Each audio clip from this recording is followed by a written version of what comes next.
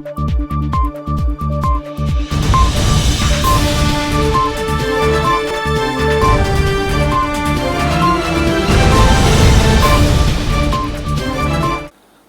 దినము మీకు వచ్చుచున్న వాగ్దాన వచనం ఏమిటి అంటే యెషయా గ్రంథం 49:3.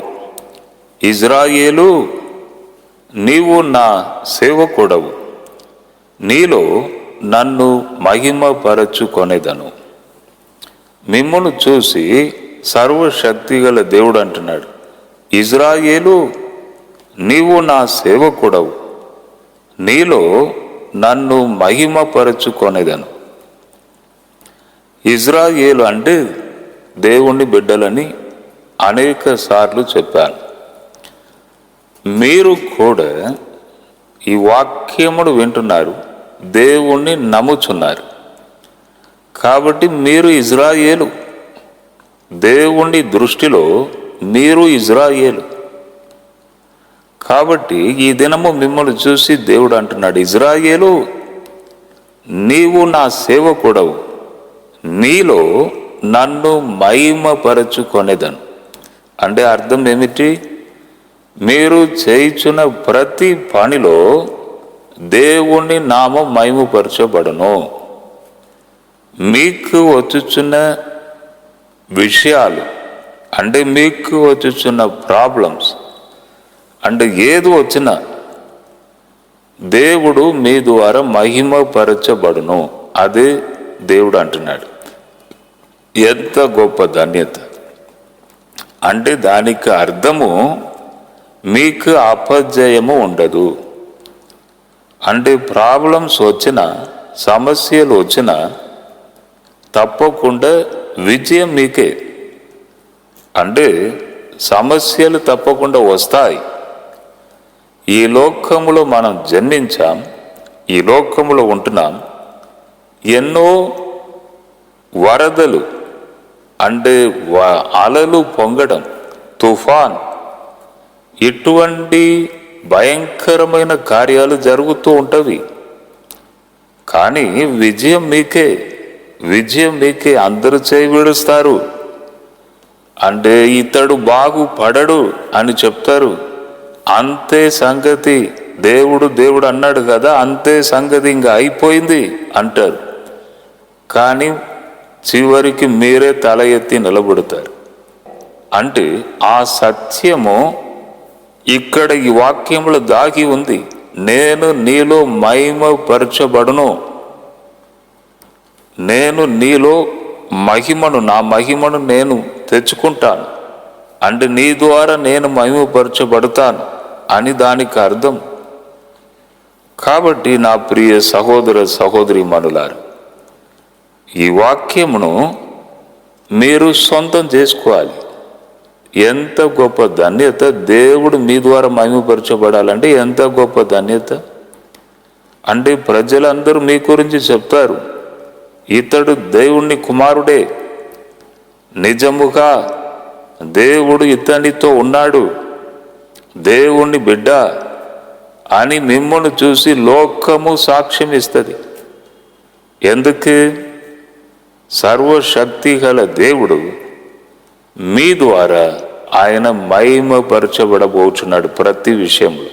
కాబట్టి ఏదైనా బాధ ఉండే, దుఃఖం ఉండే, ధైర్యం తెచ్చుకోండి. ఈ సమయంలో నేను చెప్పాను కదా, విజయము మీకే, విజయము మీకే. నాకు కూడా ఎన్నో ప్రాబ్లమ్స్ వచ్చినవి, సమస్యలు వచ్చినవి. ఇంకా అయిపోయిందని అనుకున్నారు, ఇంకా అంతే సంగతిని అనుకున్నారు. అంటే తరచుగా తరచుగా ఎందుకు? నా ద్వారా ఆయన మహిమపరచబడాలని నన్ను ఏర్పాటు చేశాడు. కాబట్టి ఎన్నో సమస్యలు వస్తాయి. సమస్యలు వస్తేనే కదా దేవుని మహిమ బయటకు వస్తుంది. కాబట్టి ప్రతి విషయంలో కూడా ఆయన మహిమపరచబడుచున్నాడు.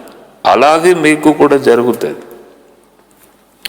నిర్గమకాండం 14:4 అక్కడ, అయితే నేను ఫరో హృదయమును కఠినపరచెదను, అతడు వారిని తరుమగా నేను ఫరో వలనను అతని సమస్త సేన వలనను మహిమపరచుకొందును.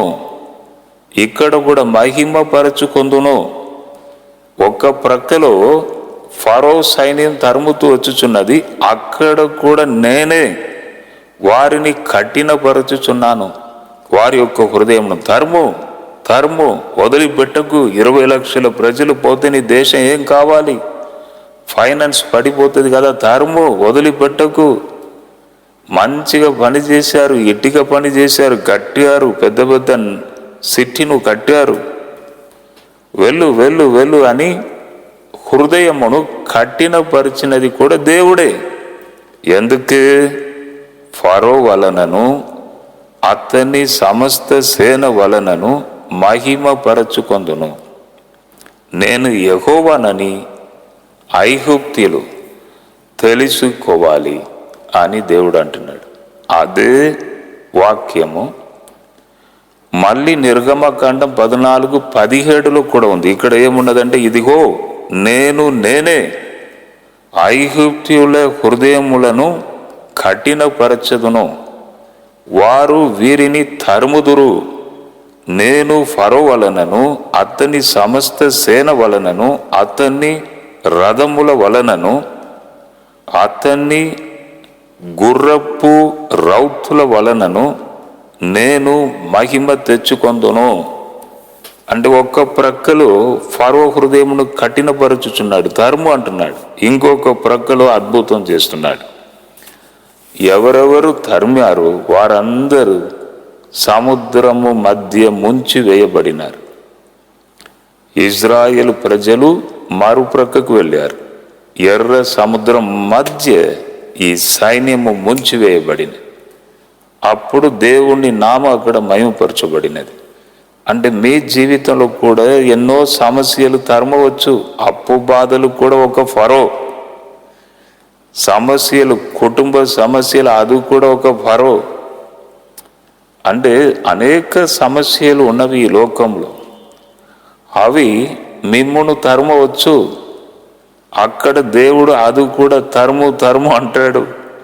తరుముతూ ఉంటవి. దేవుని అనుమతి లేకుండా ఏది జరగదు. కానీ ఇంకొక ప్రక్కలో అద్భుత కార్యమును ప్రభు మీకు చేస్తారు. అప్పుడు అక్కడ దేవుని నామం మహిమపరచబడుతుంది. నాకు కూడా అప్పు బాధలు, అది ఒక ఫరో, అది ఒక సైన్యం, అది ఒక గుర్రపు రౌతులు, రథము, తరుముచున్న ఒక రథము, అప్పు బాధలు తరిమినది. ఎవరు సహాయం చేయలేదు. సహాయం చేయటకు ఎవరు వచ్చినా కూడా దేవుడు సహాయం చేయనీయడు. ఎందుకంటే ఒక్క ప్రక్కలో ఫరో హృదయంను కఠినపరుస్తున్నాడు, ఇంకొక ప్రక్కలో అద్భుతం చేస్తున్నాడు. అలాగే నా జీవితంలో కూడా ఎవరు కూడా సహాయం చేయటకు రాలేదు. చాలా ప్లేసెస్కి తిరిగాను. ఏదైనా చేయండి, నేను బయటికి రావాలని. 1994లో ఎవరు రాలేదు. అప్పుడు నాకు ఏమీ లేదు. కానీ దేవుడు చూడండి, మార్గమును తెరచి అదే స్థలంలో తల ఎత్తి నిలబడుటకి కృపనిచ్చాడు. అందుకే చెప్తున్నాను, విజయం మీకే, లాస్ట్ విజయం మీకే. ఎందుకు? మీ ద్వారా ఆయన మహిమపరచబడాలి, ఘనత రావాలి మీ ద్వారా.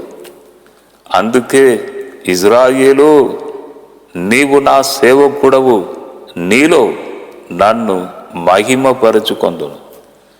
అలాగే జరగాలి. మీ జీవితం ఒక అద్భుతంగా ఉండాలి. మీ కుటుంబం ప్రజలకు సాక్షిగా ఉండాలి. అనేక అద్భుతాలు ప్రభు చేసి ఆయన నామం మీ ద్వారా మహిమపరచబడాలి. కాబట్టి ఈ వాక్యమును మీకు సొంతం చేసుకోండి. ఈ వాక్యం ద్వారా దేవుడు మిమ్మల్ని దీవించును గాక. మీ కొరకు నేను ప్రార్థన చేస్తాను. ప్రభువా, ఈ మాటలను వారికి చెప్పాను, ఈ వాగ్దానం. కాబట్టి ఎన్ని సమస్యలు ఉన్నా, ఎన్ని ప్రాబ్లమ్స్ ఉన్నా, విజయం వారికే అని చెప్పాను, ప్రవచనముగా చెప్పాను. వారు డైరీలో రాసి పెట్టుకుంటారు. కానీ విజయము వారికి వచ్చినట్లు చేయండి. ఇప్పుడే నా సింహాసనమును చూచుచున్నాను. ప్రభువా, సింహాసనం నుండి నీ సన్నిధి వచ్చును గాక, నీ సహాయం వచ్చును గాక. ఎంతమంది కన్నీటిలో బాధలో ఉన్నారో మీరు ముట్టండి. ఇప్పుడే విడుదల దయచేయండి. నా ఇప్పుడే మీ హస్తమును వారి మీద ఉంచండి. ఇప్పుడే హల్లెలూయా. ఎవరైనా పాజిటివ్ కేసెస్ ప్రార్థన చేస్తే మాతో వారికి నెగటివ్ వచ్చినట్లు చేయండి. ప్రతి బిడ్డను మీరు దీవించండి తండ్రి. వారి ద్వారా మీరు మహిమపరచబడండి. యేసు నామంలో అడిగి వేడుకొనుచున్నాను తండ్రి. ఆమేన్, ఆమేన్. ఒక చిన్న announcement. Judson Abraham YouTube channel మీరు సబ్స్క్రైబ్ చేయండి. బెల్ ఐకాన్ సింబల్ను ఒత్తి జడ్సన్ అబ్రహాం యూట్యూబ్ ఛానల్ని సబ్స్క్రైబ్ చేయండి. మీ బంధువులు, తెలిసిన వారు, మీ ఫ్రెండ్స్ అందరికీ చెప్పండి. ప్రతిరోజు వాగ్దాన వచనము జడ్సన్ అబ్రహాం గారు కొన్ని నిమిషాలు బోధించుచున్నారు, వినండి అని అందరూ చెప్పండి. ప్రభు మిమ్మల్ని దీవించును గాక.